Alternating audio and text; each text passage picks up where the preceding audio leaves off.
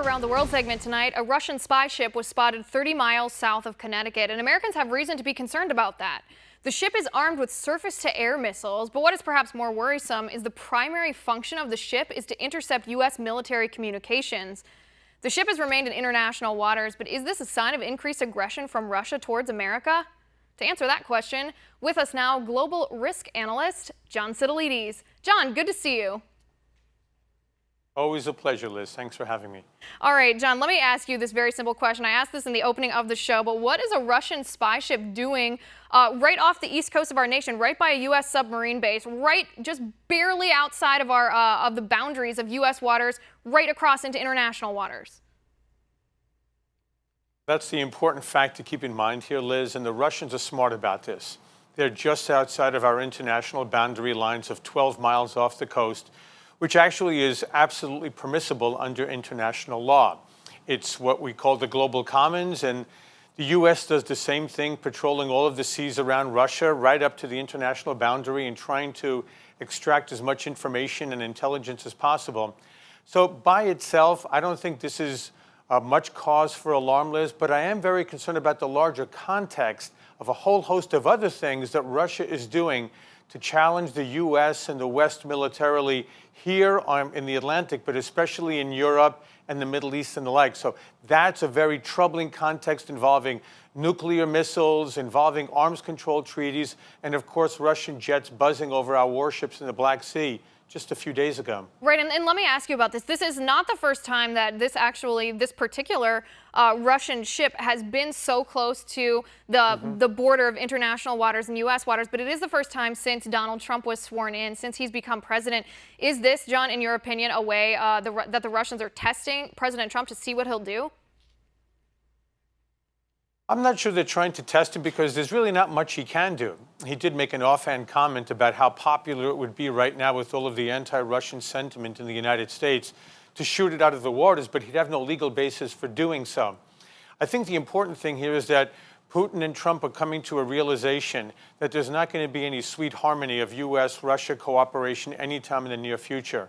And Secretary of Defense Mattis made the same comments in his NATO remarks over the last 24 hours. It's going to be a difficult period because the U.S. has fundamentally different interests than does Russia. And Russia, I believe, Liz, for a number of years now, maybe going back about a decade, is actively seeking to undermine the liberal world order that's been led by the United States since the end of World War II. They're looking to maximize gains. They were able to do it with almost sheer impunity under the Obama administration. And I think they're looking to test the responses of the Trump administration.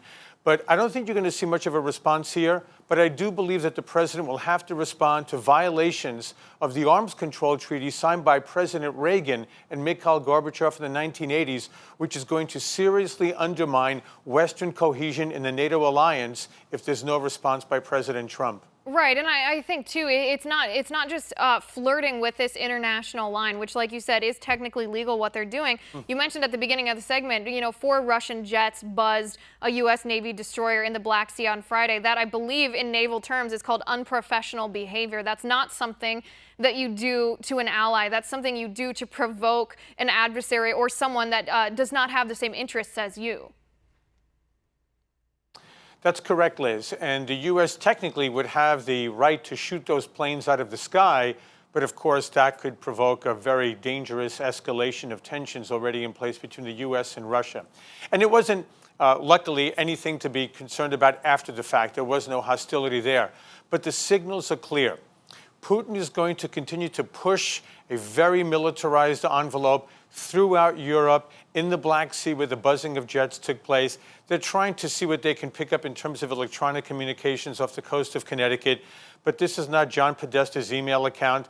Our communications are very, very well encrypted. So the Russians are picking up basically garbage electronics off the coast of Connecticut. They'll go back to Cuba sometime in the next few days and just continue this operation as they've done correctly, as you know, Liz, in Georgia and other parts of the United States Atlantic coastline. I'm not concerned about this so much. I'm very concerned, Liz, however, about the larger Russian strategy that's seeking to undermine the U.S. in very important parts of the world, And I think it'll be very interesting to see how Donald Trump responds in conjunction with strategy put forward by both Secretary of Defense Mattis and Secretary of State Tillerson. Right, and I think one thing worth noting before we move on from the spy ship is this deployment, the Victor Leonov, that's the name of the ship, by the way. This deployment was 2 years in the making. This wasn't just something that happened overnight because President Trump took office. They've been preparing for this mission for several years now. But before we run out of time, talk to me about what you just said. Talk to me about the arms control treaty that Russia is either violating or, again, flirting with the edges of violating here, and first of all, what their purpose is, and then what Trump needs to be concerned about them achieving by doing that. Liz, it's a very important development, and it's one that the media here hasn't picked up, so kudos to you for talking about this issue right now.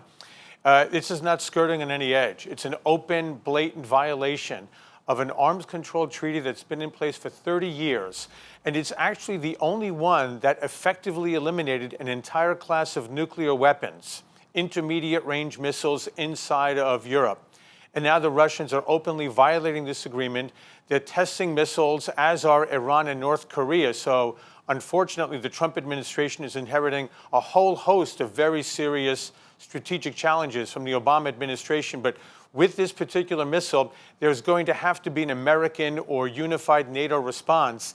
And I think it's an important signal that the U.S. intends to contain Russia in Europe. We cannot allow the Russians to continue to push forward into Europe or near the Europe-Russia border without a contained military response or political diplomatic response from the West, or else basically it's all doors are open for Russia. And it's important for Trump to set the right tone at the beginning of his administration in the days and weeks ahead. Right, and it's sort of, I mean, from what you said, it sort of sounds like a double whammy here. It's not just testing President Trump, it's also testing NATO. And we know that's something that President Trump has been critical of throughout the campaign, even up to after he was inaugurated. John, thanks so much for coming on the show. I appreciate your insight into this issue.